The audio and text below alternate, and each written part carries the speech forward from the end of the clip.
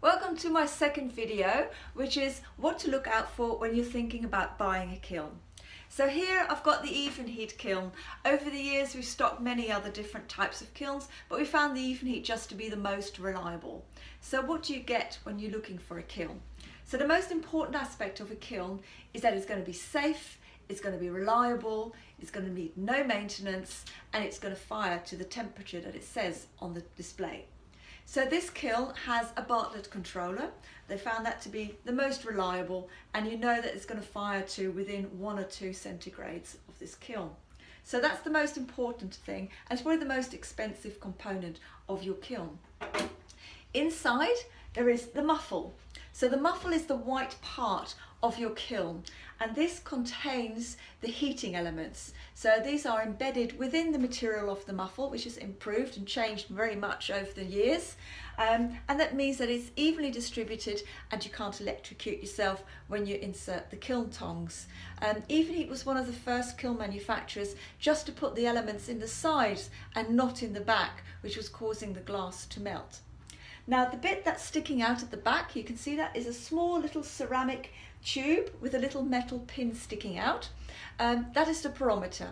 So the pyrometer is what measures the temperature whilst the kiln is running, and you can see it click in and out, so that keeps the temperature constant, which is very important, for instance, for when you're loading the kiln.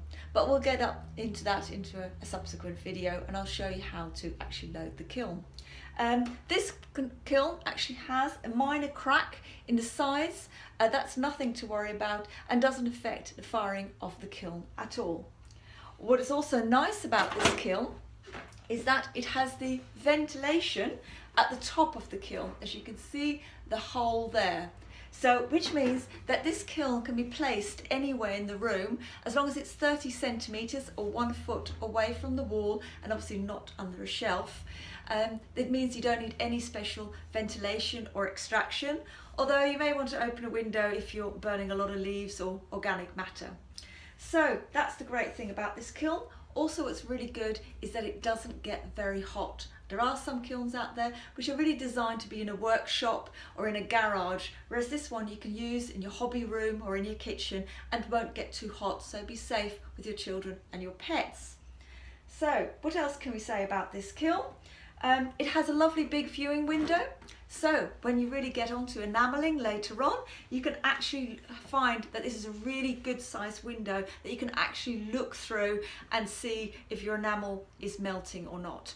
Now often what's happened is that you might have got the ventilation is actually the viewing hole in your enamelling kiln, and obviously that's why we tell people don't look at your enamel through the ventilation hole. But because it's at the top of this kiln, it's great. You can actually use that very much just to see what sometimes is going on in your kiln, especially if you're burning off organic matter and you've got a small bonfire inside it. Keep the door closed.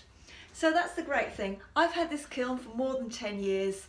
I use it all the time and I found it super reliable. Later on I'll be doing another video clip on how to program it, and so I'll see you then.